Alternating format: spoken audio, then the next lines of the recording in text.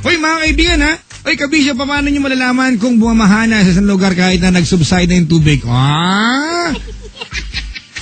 Diba? Paano nyo malalaman kung bumaha sa isang lugar kahit nag-subside na yung tubig?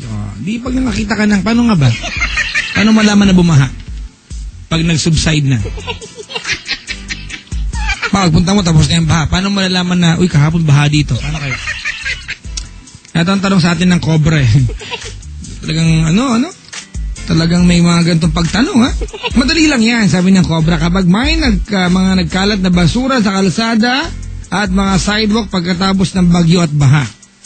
Parang hindi rin eh. Kasi minsan yung mga basura wala sa kalsada, nandun sa ilalim oh. Nakabara sa kanal mismo. Pero alam nyo mga kaibigan, maswerte tayo kasi meron tayong mga kabisyo na nagpupursige, maglinis at mapanatiling magandang kapaligiran natin gaya ng yan, ng mga kabisyo nating street sweepers, mga tagawalis ng kalsada, Metro Aid, di ba? Yan tawag natin eh. Pati na din yung mga garbage collectors natin, di ba? Hello po sa mga taga Lionel. Kasi gaya ng mga street sweepers natin, mahirap din ang trabaho nila. Nagbabahay-bahay para makumulekta ng basura, mabaho, madumi, yak, kadiri, mabigat. Hindi basta-basta ha. Ang mga taong kakayanin ng lahat ng yan, nakakabilib talaga. Kaya kailangan na mga kabisyo natin ng tunay na lakas, determinasyon para tuloy lang ang pagpupursige araw-araw. Kaya para sa masisipag nating kabisyo, yan, lalo na yung mga street sweepers at garbage collectors, ayan, meron sa inyong Cobra Original at Cobra Citrus Blast para pagugutan ng tunay na lakas. Dahil pag may Cobra Energy Drink, the #1 energy drink, pag meron ka nito, wala kang talo! Pag uminom kayo ng Cobra, huwag nyo ikalat ha. O di wala rin silbi yun pag kinalat nyo yung bote niyan. Alright? Pero para po sa mga nangungulekta ng basura, nagwawalis, yung mga walang kapaguran na ginagawa ninyo para sa amin. Sabi nga ni Micro, di ba? Sa Ilunching sa Discovery Channel. To make civilized living possible. May mga taong gumagawa ng ganyan. Dirty jobs. Hay nako.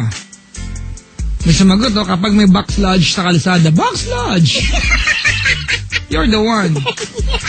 Papa Jack, kumain ka ng bacon, Medyo. Hindi, kahapon pa. After effect lang po ito. Ano bang kinain ko kanina?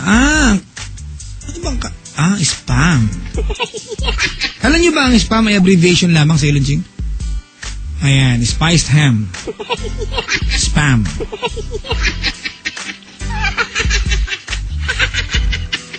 Alright, hello? Kita mo kalokohan nito si Leslie talaga kahit kailan.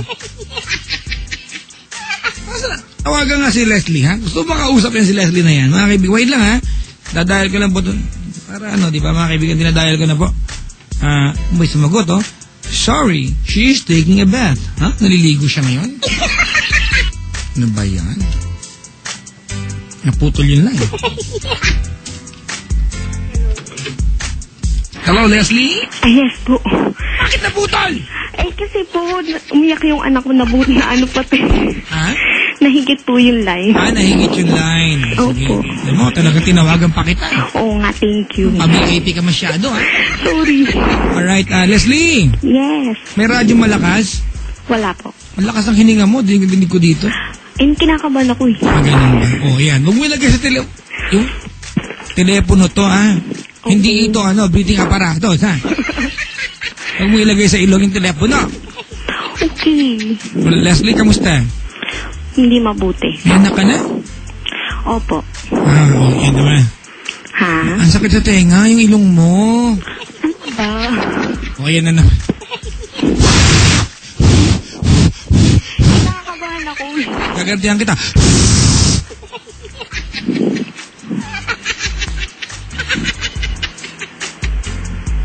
Alright? Okay. Sige na. Ay, naku, ang kulit. Sabi biglang, kikis kita dyan. Na.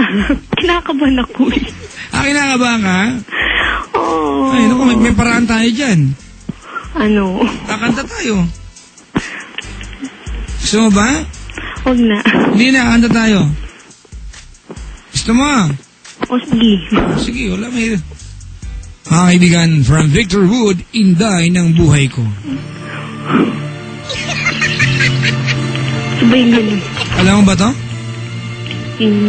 Napapakinggan ko sa tatay ko. Ng buhay ko. Ay nasan? Ewan ko, mali ating lyrics ko. Hindi ko pala alam yung kanta. Ito na lang, mas maganda, mas kapasado ko. The Jukebox Hits.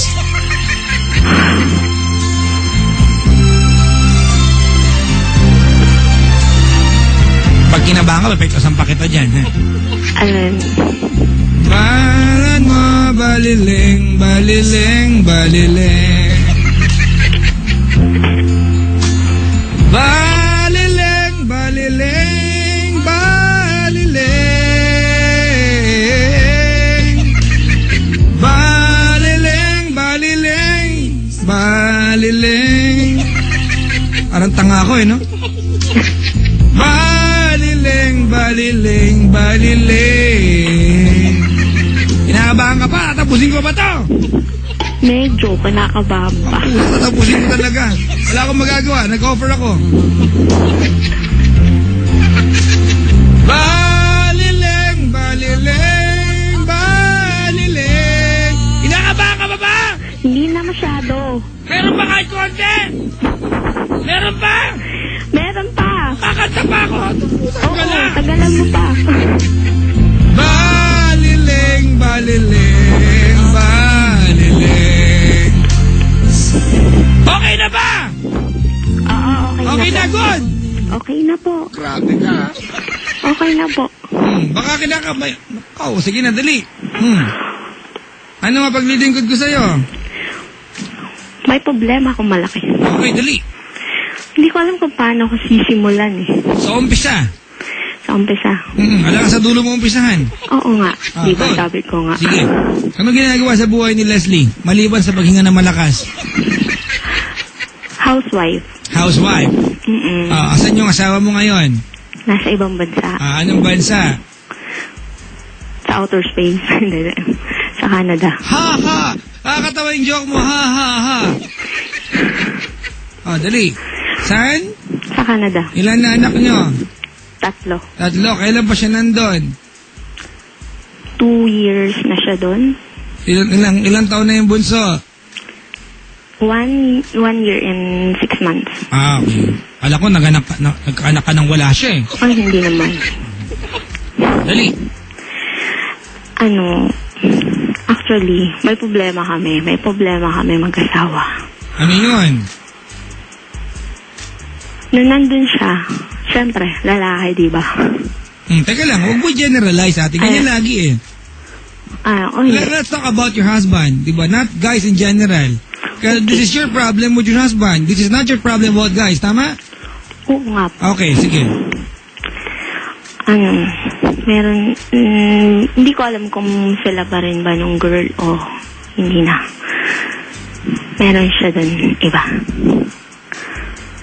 How did you find out? English bacon. Bacon.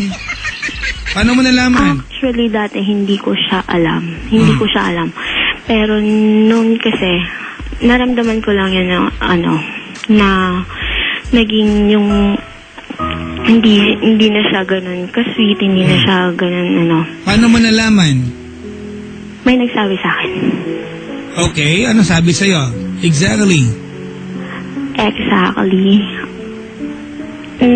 Hindi ko kasi alam kung paano dumating sa punto na yung talagang nalaman ko. Basta nung kasi parang may kutob na ako. Ano ba yung sinabi sa'yo na? May kutob ako na gano'n. Tapos hinanap ko yung mga common friends namin na kung sino yung makakapagturo sa akin, kung sino yung parang makakapagpanatag sa akin na Tapos, one of his friends, doon ko nalaman. Pinrends ko siya sa Facebook ng anak ko. Hindi ko siya pinrends sa Facebook ko. Iba talagang creativity ng mga girls na. Napakahusay. O tapos? Tapos, nalaman ko, tinanong ko yung friend niya. Sabi ko, ano pumupunta ba dyan yung asawa ko? Sabi niya, oo, pumupunta ba. Tapos, kasi, binuklat ko kasi yung, yung YM niya. Binuklat? Librong-libro Parang Facebook lang din. Libro lang din ang Facebook What's your favorite book? Facebook. Basta, inopen ko yung Yahoo niya. Tapos meron nag-message sa kanya doon. Hindi ko kilala yung babae kung sino yung nag-message. Tapos sabi lang ng babae na wrong send lang daw siya. Sabi, ano ba yung sabi ng girl? Basta nag-hi lang siya, nag-hi siya. Pero tinanong ko yung asawa ko. Tinanong ko kung sino yung babaeng yon. Pero hindi niya daw yun kilala. Hindi niya daw kilala yun. Kaibigan lang daw yun ng pinsan niya. Sabi ko, okay. Pero naka-add as friend? Oo, naka-add as friend. Galing nag-add ka nang hindi mo kilala. Naka-add siya dun sa Kaya nga, nag-add siya nang hindi niya kilala.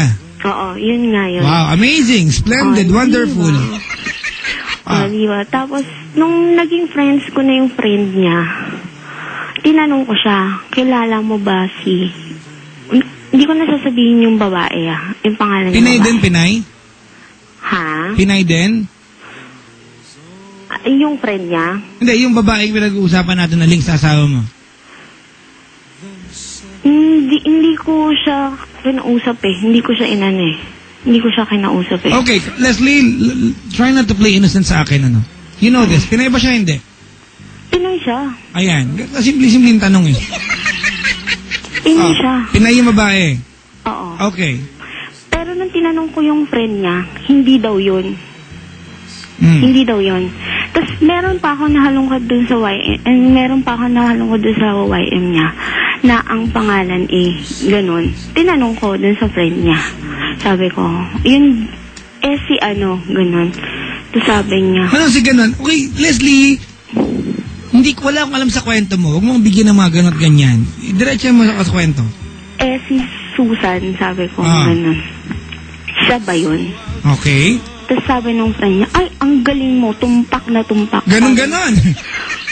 Amazing. Tumpak na tumpak. Sabi ko, ay, ang galing ko naman manghula, Teka lang, saan mo naman nakita yung Susan na to?